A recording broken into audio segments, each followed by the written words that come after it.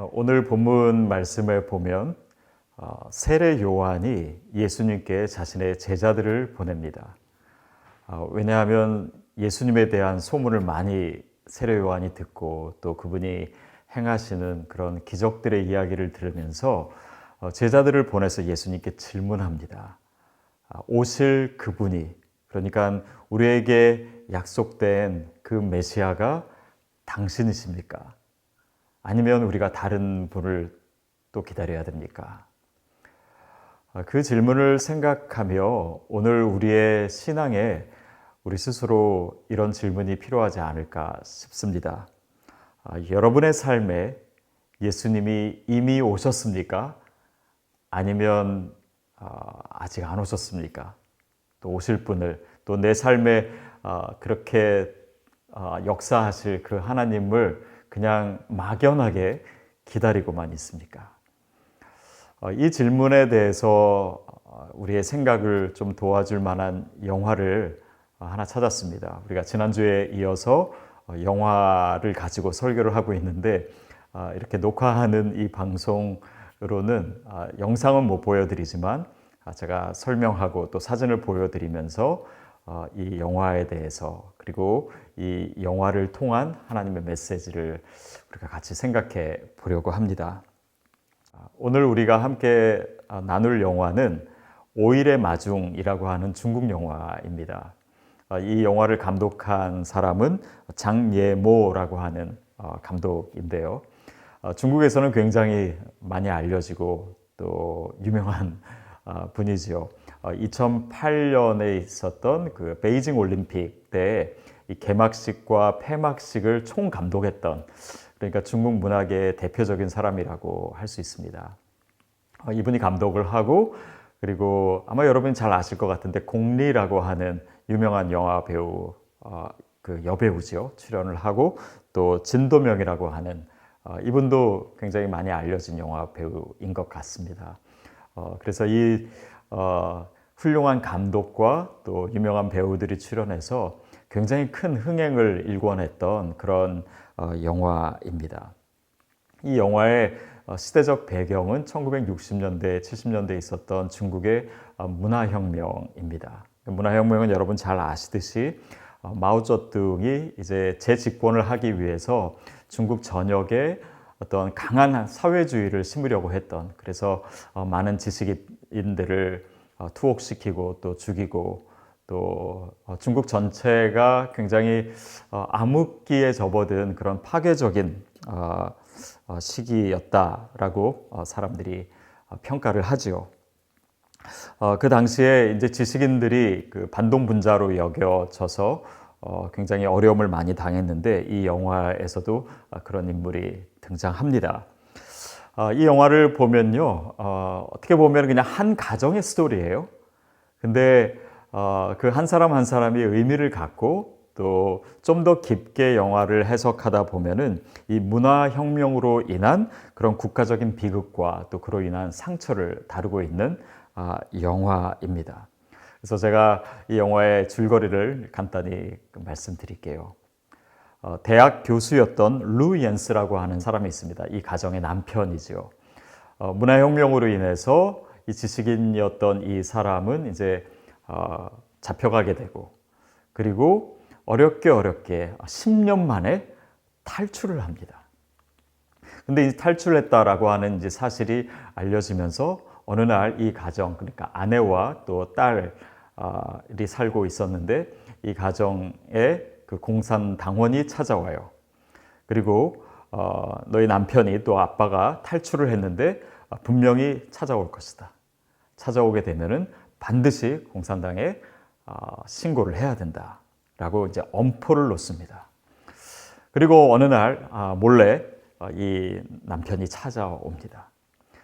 찾아오는데 이제 이 아내가 밖에 인기척이 있는 것을 느끼고 문을 열어주고 싶은데 이제 밖에는 감시원이 지키고 있고 또 그 상황이 너무 두려워서 차마 문을 열지 못합니다.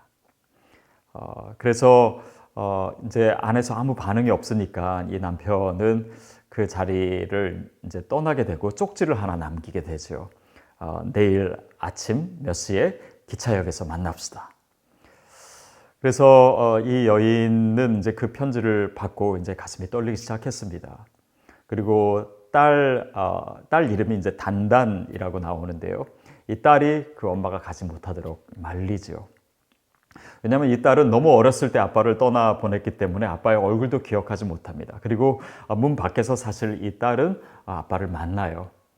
그리고 냉정하게 얘기를 하고, 그리고 이 딸이 그 당시에 어떤 상황이었냐면은 어느 이제 큰 문화 공연에 이제 이 발레를 하는데 이 발레를 굉장히 잘해요, 이 딸이. 그래서 주연으로 이제 발탁이 되는 것이 거의 확실한 상황이었습니다. 근데 자기 아빠가 반동문자고 또 탈출했다라고 하는 소식을 이제 사람들이 알게 되면서 그 사회 분위기상 얘를 주연으로 세울 수가 없는 거예요. 그래서 그것 때문에 굉장히 이 아이가 힘들어하고 있는 상황에서 아빠를 만났기 때문에 아빠가 원망스러운 거죠. 그리고 아빠를 본 다음에 그 감시원에게 그 아빠를 밀고 합니다. 그렇게 그 밀고 하는 장면을 엄마가 봐요.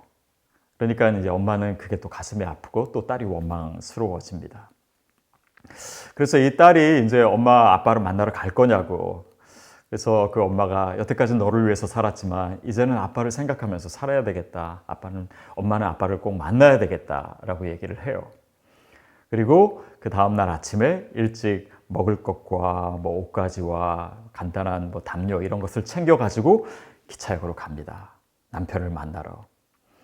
그래서 남편을 이제 거의 만나게 되는 그 시점에 이 딸이 그 만나는 장소와 시간을 밀고를 했기 때문에 곤상 당원들이 그 기차역에 와가지고 이 남편과 아내가 만나지 못하게 하고 결국 남편을 잡아갑니다.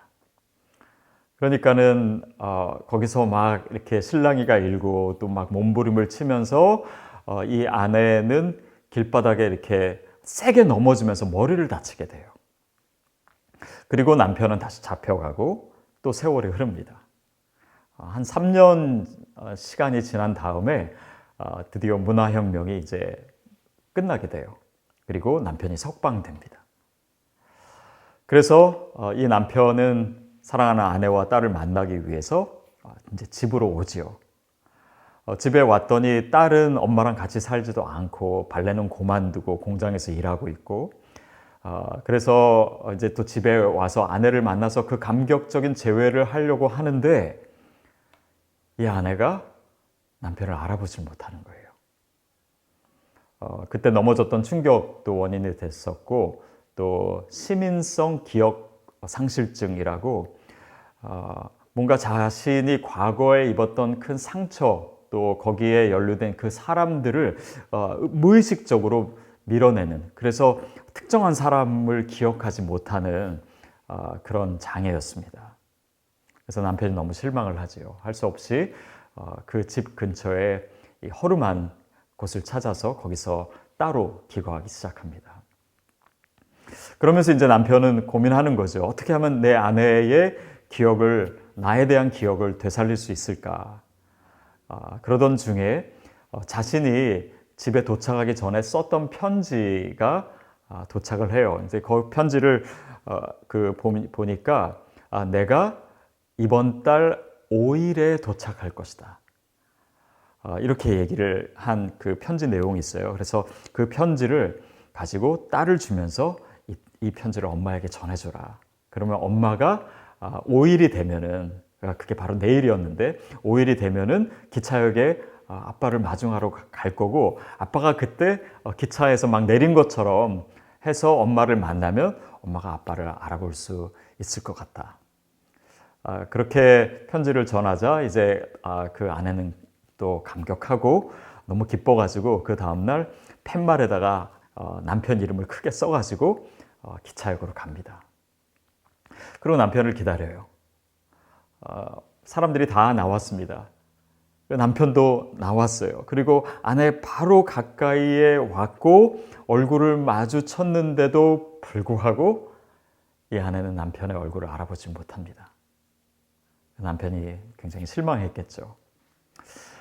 그 일이 있은 후에 이제 또 남편은 여러 가지를 이제 시도합니다. 의사를 찾아갔더니 옛날 사진을 보여준다든지 또 아니면 옛날에 함께 들었던 음악을 듣는다든지 뭐 여러 가지 방법을 이제 소개해줘서 사진을 찾습니다. 앨범을 이렇게 찾아보는데 그 앨범에 가족끼리 같이 찍은 또 아내와 같이 찍은 사진에 자신의 얼굴이 다 오려져 있는 거예요. 왜 그런가 했더니 사실은 그 딸이 아빠가 너무 원망스러워서 철없을 때죠. 아빠의 얼굴을 가위로 다 오려냈던 것입니다. 그렇지만 간신히 이웃집을 통해 가지고 옛날 사진 하나를 찾아내요. 그리고 그 딸이 엄마에게 이 사진을 보여주면서 아빠 얼굴을 기억하냐고. 근데 그 사진을 보고는 좋아하는데 이 사진의 얼굴이 또 너무 오래된 사진이기 때문에 지금 자신 앞에 나타난 그 남편의 얼굴인지를 또 일치시키지를 못하게 됩니다. 결국 그것도 이제 실패를 하죠. 또 어느 날 이제 남편이 돌아오리라고 생각하기 때문에 남편이 즐겨 치던 피아노를 이제는 좀 고쳐놔야 되겠다. 그래서 조율을 해야 되겠다고 생각합니다. 그래서 그 사실을 이제 이 남편이 알게 돼요. 그래서 어떻게 할까 하다가 자신이 이 피아노를 조율하는 것을 자기가 연습을 해가지고 그렇게 해서 이제 아내와 만나고 그리고 기회가 될 때 피아노를 연주해주면 옛날에 즐겨 쳤던 곡을 연주해주면 그 음악으로 인해서 아내가 또 나를 기억할 수 있지 않을까. 그것도 결국 실패합니다. 그러던 중에 이제 자신이 예전에 투옥되어 있을 때 썼던 편지들이 굉장히 많더라고요. 한 박스가 됩니다. 근데 그거를 이제 아내한테 전해줘요. 이것이 당신 남편이 당신에게 썼던 편지들입니다. 근데 이제 편지를 읽으려니까 글씨도 너무 작고 또 너무 낡은 편지라서 이렇게 쉽게 읽을 수가 없자 이 아내는 남편에게 그 편지를 읽어달라고 해요. 그래서 그 남편은 이제 그 아내를 위해서 편지를 읽어주지요. 읽어준 다음에 또 그 다음 날도 가서 또 읽어주고 그 다음 날도 가서 읽어주고 그게 일상이 됩니다. 그러면서 이제 자신이 하고 싶은 얘기를 이 아내에게 편지를 적어서 주기도 해요. 예를 들면은 지금 딸이랑 따로 사는 이유가 그 아내가 그 딸이 밀고 했다라고 하는 그것을 용서하지 못하기 때문에 딸과 지금 함께 살고 있지 않는 거거든요. 그런데 이 남편이 편지에 이제 그 딸을 용서하고 집으로 들여서 같이 살았으면 좋겠다. 그러니까 또 남편이 한 얘기니까 그 얘기대로 이제 딸을 다시 맞아들이죠. 그런 일도 있고. 근데 이제 이 남편이 하는 대화 중에 이런 내용이 있습니다. 내 아내가 나를 그냥 이웃집 남자로 그렇게 완전히 인식하게 될까봐 그게 두렵다고. 그렇지만 그렇게 해서라도 아내를 매일 만나는 것이 이 남편에게는 중요했기에 그렇게 매일 편지를 읽어주고 그냥 이웃집 남자로 살아가게 됩니다. 그리고 또 세월이 흘러요. 영화의 마지막 장면은 이 남편이 인력거를 새벽에 준비를 합니다. 막 눈이 오는 날이었어요. 그런데 이제 이 남편이 눈도 털고 자리도 마련하고 이렇게 해서 아내를 태우러 가요. 그래서 아내가 타니까 그 인력거를 끌고 아내가 이제 몸도 불편하니까 그랬겠죠. 또 나이가 이제 많이 들었습니다. 같이 기차역으로 가는 거예요. 그러니까 여태까지 계속 오랜 세월 동안 매달 5일이 되면은 이렇게 같이 기차역으로 가서 남편은 옆에 있는데 남편을 기다리는 것입니다. 함께 기다리는 것이죠. 그래서 그렇게 간절히 또 남편이 기차역에서 나오는 것을 둘이 함께 기다리는 모습으로 이 영화는 마무리가 됩니다. 어떻게 보면 좀 가슴 아프고 또 애틋한 부부의 사랑을 그린 영화지요. 이 영화를 보면서 어떤 분들은 나의 가정의 현실과는 너무 다르다라고 생각되는 분도 있을 수 있고 또 제 아내는 농담으로 그렇게 하더라고요. 이 아내가 분명히 남편을 알아봤는데 일부러 같이 살고 싶지 않아가지고 못 알아보는 척 했을 거라고. 근데 하여튼 이 영화는 그렇게 가슴 아픈 이야기로 마무리가 됩니다. 이제부터 제 숙제는 뭐냐면요. 여러분이 이 영화에 대한 개념에서 여기 나오는 뭐 주인공들보다 오늘 본문을 통해서 여러분의 마음에 예수님이 더 분명하게 새겨지게 하는 것이겠죠. 남편이 옆에 있는데 남편을 기다리고 있는 아내의 모습. 그것은 어찌 보면요. 우리의 어떤 영적 현주소를 보여주는 장면일 수도 있겠다. 저는 그렇게 생각해 보았습니다. 힘든 상황이 우리에게 있을 수 있어요. 또 그로 인한 상처도 있습니다. 그런데 그런 상황과 일들과 상처들이요, 우리의 시야를 가릴 때가 있습니다. 그래서 내가 사랑해야 될 사람을 사랑하지 못하고 있다든지, 또 결국은 우리가 하나님에 대해서도 그분과의 관계에 있어서도 나의 과거의 상처나 아니면 현실의 어려움이나 그로 인한 상처들 때문에 주님이 나와 같이 계시는데도 불구하고 주님이 안 보이는 거예요. 그분의 사랑을 내가 인식하지 못하는 것입니다. 어쩌면 이 영화는 그거에 대한 힌트를 주는 것이 아닌가도 싶습니다. 영화에서 보면은 그 힘든 일이 뭐였을까요? 문화혁명이었죠. 그것으로 인해서 끌려가고 또 어려움을 당한 그 시간들이었습니다. 그리고 그 상처가 여전히 남아있는 것이죠.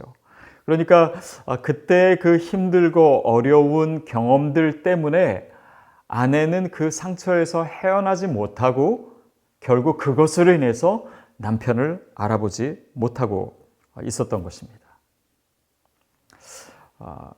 유대인들이요, 포로기를 오랫동안 경험했고 또 지금 예수님 당시에는 로마의 치하에 있었습니다. 그러니까 현실적인 어려움이 굉장히 컸어요. 그러니까 그 현실적인 어려움이 어떤 사람에게는 메시아로 오신 예수님을 만나고 그분을 의지할 수 있는 그런 계기가 되기도 했지만, 굉장히 많은 사람들에게는 오히려 그런 현실적인 어려움과 과거의 상처와 고난의 시간이 오히려 자신을 더 현실적으로 만든 나머지 예수님을 보지 못하게, 알아보지 못하게 된 것입니다. 이것이 어쩌면 그 당시에 사람들의 모습이었어요. 눈을 가리게 된 것입니다. 그러니까 우리의 삶에도 힘들고 어려운 일이 있죠. 그러면 우리가 원하는 방식으로 하나님께서 내 삶에 나타나 주시기를 원해요. 내가 원하는 얼굴을 하고 나타나시기를 원해요. 그러나 하나님의 뜻이 꼭 내가 원하는 방식과 일치하지 않기 때문에 그럴 때에는 내가 하나님을 느끼지 못합니다. 그것은 하나님의 사랑이 아니라고 생각해요. 하나님이 내 옆에 계시지 않는다라고 생각합니다. 우리 스스로 또 그런 과거의 상처와 또 사단의 공격과 여러 가지 것들이 주님을 알아보지 못하게 하는 것이죠. 아까 처음에 우리가 본문에 대한 이야기를 좀 나눴는데요. 세례 요한이 예수님께 질문하지 않습니까? 오실 그이가 바로 당신입니까? 아니면 우리가 다른 일을 또 기다려야 됩니까? 그거에 대해서 예수님께서 뭐라고 대답하시죠? 5절 말씀인데요. 우리 같이 한번 읽도록 하겠습니다. 맹인이 보며 못 걷는 사람이 걸으며 나병 환자가 깨끗함을 받으며 못 듣는 자가 들으며 죽은 자가 살아나며 가난한 자에게 복음이 전파된다 하라. 맹인이 다시 보게 되고 또 걷지 못했던 사람이 걷게 되고 또 질병에 걸렸던 사람이 낫게 되고 이런 현실적인 문제들이 이제 열거된 다음에 결국 이 모든 것들이 어디로 귀결되냐면 가난한 자에게 복음이 전파된다. 예수님은 그것을 자신의 메시아됨의 증거로 말씀하고 계십니다. 현실적인 문제들, 그것도 물론 하나님께서 우리의 삶에 역사하시는 그런 방법이고 또 하나님의 하나님 되심을 드러내는 것입니다. 그러나 결국 주님이 그 모든 것들을 통해서 원하시는 것은 가난한 자, 즉 가난하다라는 것은 단지 경제적인 어려움뿐만 아니라 우리의 삶의 여러 가지 문제와 어려움 가운데 있을 때 결국 이 모든 상황을 통해서 복음을 알게 되는 것, 그분이 구원자이심을 알게 되는 것, 내가 예수를 믿게 되는 것, 거기에 궁극적인 목적이 있다라고 하는 것을 예수님께서 우리에게 또 그들에게 가르쳐주고 계십니다. 삶에 고난이 있습니다. 어려움이 있어요. 그러나 어떤 사람은 그 고난 때문에 오히려 예수님을 보지 못합니다. 그러나 하나님이 원하시는 것은 그런 이 먹구름이 둘러싸여 있을지라도 그 구름 사이로 비추는 그 빗줄기를 보면서 내가 앞으로 가야 될 길을 발견하는 것이에요. 다시 말하면 그 어려운 상황을 통해서 내가 예수님을 알게 되고 하나님을 의지하게 되기를, 그런 믿음을 갖게 되기를 주님이 원하시는 것입니다. 여러분 한번 생각해 보십시오. 우리 삶에 여전히 지금 둘러싼 많은 문제들이 있습니다. 그런 현실적인 문제가 더 큽니까? 아니면 그 뒤에 계신 예수님이 더 크신 분입니까? 만약에 우리가 그냥 눈에 보이는 것만 따라가고 우리의 삶의 이 상황 자체에 너무나 몰입된 나머지 이 문제만이 전부인 것처럼, 내 인생의 모든 것인 것처럼 그것을 크게만 느낀다면 그것들에 가려서 예수님을 보지 못하게 될 것입니다. 그것을 주님이 원치 않으세요. 그래서 이 상황들 가운데, 어려운 또 고난의 이 상황 가운데 나에게 찾아오시며 나를 만나시기 위해서 나에게 오셨고 지금도 사랑의 손길을 베푸시는 그 예수님을 우리가 볼 수 있어야 합니다. 사랑하는 여러분, 예수님은 단지 우리가 운전하며 가다가 기름 떨어지면 기름 넣어주시고 세차도 해주시고 또 좋은 차를 주시는 그런 분만이 아닙니다. 물론 우리의 필요를 채워주시고 우리의 기도에 응답해 주시는 하나님이세요. 그러나 때로는 우리 차에 기름이 떨어지고 또 그래서 차가 멈추더라도 주님께서 그 자리에 나타나셔서 나를 만나자 하실 때 내가 그분을 알아차리고 볼 수 있다면 이 모든 것을 통해서 나에게 믿음을 주시고 또 내 삶을 이끌어 주실 그 하나님을 만나게 되기를 주님이 원하십니다. 자신을 신고한 딸, 그리고 자신을 알아보지도 못하는 아내를 지키기 위해서 그 곁을 떠나지 않는 이 남편, 주인공 류엔스의 이야기는 사실 감동입니다. 그러나 우리에게 주어진 이 복음의 이야기는요, 예수님이 나를 찾아오신 이야기는 그 어떤 가족애보다도 훨씬 더 농도가 짙습니다. 그분은 우리가 그분을 알아보지 못할 때, 심지어 우리가 죄인일 때 그분을 십자가에 달려 죽게 했음에도 불구하고 우리를 사랑하시며 여전히 우리 옆에 계신 하나님이십니다. 그분은 우리를 위해서 죽으셨어요. 하나님은 그 가장 사랑하는 아들 독생자 예수를 우리에게 주셨습니다. 이스라엘 백성들은 하나님께서 그들을 얼마나 소중히 여기시고 또 하나님 백성 삼으려고 하시는지, 또 그 하나님의 사랑을 누누이 들었고 또 율법을 통해서도 알았고 또 선지자를 통해서도 많이 들었음에도 불구하고 하나님의 사랑을 믿지 못했습니다. 그들에게 하나님은 결국 그의 아들 예수 그리스도를 보내셨죠. 그것을 우리가 생각하고 또 다시금 우리의 신앙을 주님 앞으로 더 가까이 가게 만드는 시즌이 이 성탄이 아니겠습니까? 하나님은 지금도 예수 그리스도를 통해서 우리에게 보여주신 그 사랑으로 저와 여러분을 사랑하고 계십니다.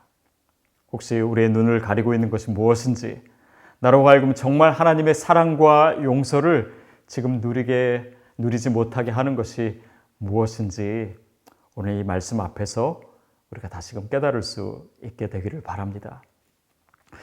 이 성탄의 시즌, 예수님께서 오심을 우리가 우리의 믿음으로 다시 고백하고 또 기억하는 시간입니다. 예수님은 이미 오셨습니다. 예수님은 이미 우리 곁에 가까이 계십니다. 그 가까이 계신 주님을 우리가 더 감격적으로 만나고 또 주님 앞에 더 가까이 갈 수 있는 이 성탄이 되기를 주님의 이름으로 축복합니다.